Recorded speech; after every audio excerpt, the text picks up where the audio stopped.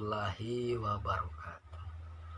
Pada video kali ini saya akan membahas beberapa materi, diantaranya materi komunikasi dan korespondensi, materi manajemen kearsipan, dan materi terakhir teknologi di lingkungan perkantoran. Lebih jelasnya langsung saja pada pembahasan materi pertama, yaitu komunikasi dan korespondensi. Komunikasi adalah suatu proses ketika seseorang atau beberapa orang kelompok, organisasi, dan masyarakat menciptakan dan menggunakan informasi agar terhubung dengan lingkungan dan orang lain. Pada umumnya, komunikasi dilakukan secara verbal atau secara lisan yang dapat dimengerti oleh kedua belah pihak. Apabila tidak ada bahasa verbal yang dapat dimengerti oleh keduanya, komunikasi masih dapat dilakukan dengan menggunakan gerak-gerik tubuh atau menunjukkan sikap tertentu, misalnya tersenyum, menggelengkan kepala, dan mengangkat bahu. Cara seperti ini disebut komunikasi dengan bahasa nonverbal. Seperti yang kita ketahui bahwa suatu perusahaan tidak akan berjalan tanpa adanya komunikasi antar penggerak, utamanya yaitu sumber daya manusia. Komunikasi yang berlangsung dalam kantor berupa komunikasi intern dan komunikasi ekstern. Di dalam kehidupan perkantoran, komunikasi efektif ini menjadi sebuah kebutuhan. Banyak aturan yang harus dilengkapi penjelasan. Dimaksudkan agar kesalahpahaman interpretasi dapat dihindarkan. Apabila salah seorang pegawai kantor belum jelas dengan informasi yang diterimanya, maka lebih baik meminta penjelasan.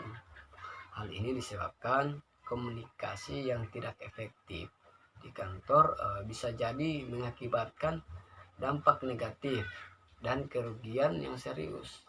Komunikasi efektif di perkantoran akan sangat membantu peningkatan kinerja dan ketepatan dalam penyelesaian suatu urusan.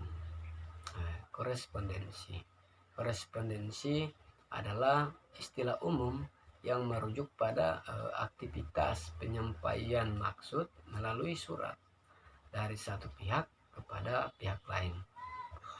Peran korespondensi juga semakin penting karena hubungan antar bagian yang tidak selalu bisa dilakukan melalui tatap muka atau hanya melalui telepon saja. Hal yang perlu diketahui dalam melakukan komunikasi dengan surat, diantaranya pengirim adalah lembaga atau orang yang meneruskan catatan menggunakan surat. Yang berikut, penerima adalah institusi atau orang yang menerima surat. Yang ketiga, pesan adalah muatan yang diutarakan oleh pengirim. Yang keempat, saluran adalah surat yang berisi muatan yang dirumuskan atau tulisan sesuai dengan kebutuhan yang ingin disampaikan dalam surat. Next, materi kedua yaitu manajemen kearsipan.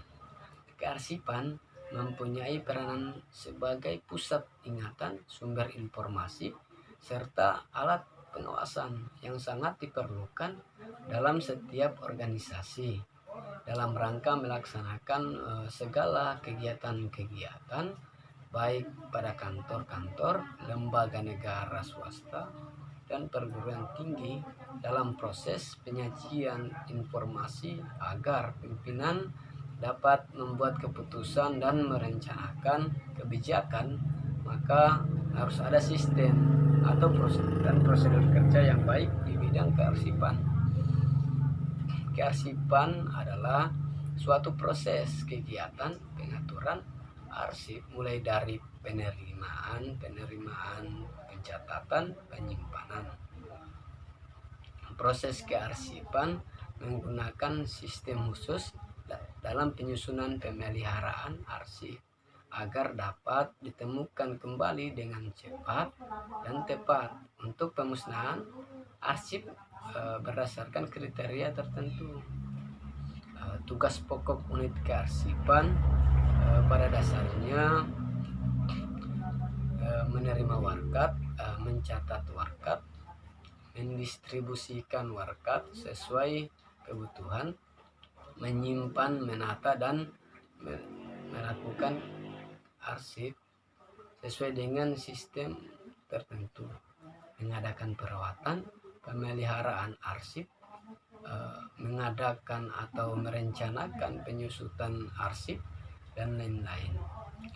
Dan materi terakhir mengenai teknologi di lingkungan perkantoran. Perkembangan teknologi informasi semakin mempengaruhi hidup manusia. Seiring perkembangannya, masyarakat Indonesia mulai mengenal adanya internet, televisi, radio, dan lainnya. Salah satunya adalah internet yang merupakan wujud perpaduan antara arus komunikasi dengan perkembangan teknologi. Pengertian teknologi informasi yang mudah dimengerti adalah disetujui pemrosesan, penyimpanan, dan penyebaran informasi baik yang terdiri dari angka, huruf, gambar, maupun suara dengan alat kombinasi berdasarkan perhitungan dan komunikasi jarak jauh. Perlu diperhatikan pada masa lalu penanganan informasi bergantung pada kertas. Semakin banyak informasi, semakin banyak dibutuhkan atau disimpan. Sementara sekarang hal itu beralih ke impuls elektrik yang menggunakan mini dengan kemampuan penyimpanan lebih banyak dibandingkan kertas. Tidak dapat dipungkiri bahwa artinya kertas akan tetap penting sebagai media penyajian informasi atau menukar informasi antar manusia atau organisasi. Kantor adalah tempat dan proses penanganan informasi.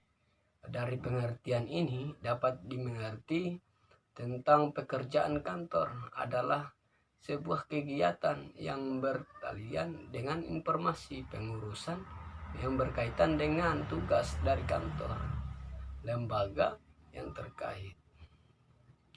Ada 3 komponen utama teknologi informasi, yaitu komputer, mikroelektronik, dan telekomunikasi. Komputer yaitu mesin elektronik yang mampu membuat kalkulasi dengan kapasitas besar dan sangat cepat. Mikroelektronik yaitu rancang bangun penerapan dan produksi peralatan elektronik yang sangat kecil, terdiri atas komponen-komponen yang rumit. Kalau yang terakhir, telekomunikasi adalah transmisi informasi melalui kabel atau gelombang radio. Demikianlah rangkaian materi yang bisa saya sajikan. Lebih dan kurangnya saya mohon maaf. Billahi taufiq wal hidayah. Wassalamualaikum warahmatullahi wabarakatuh.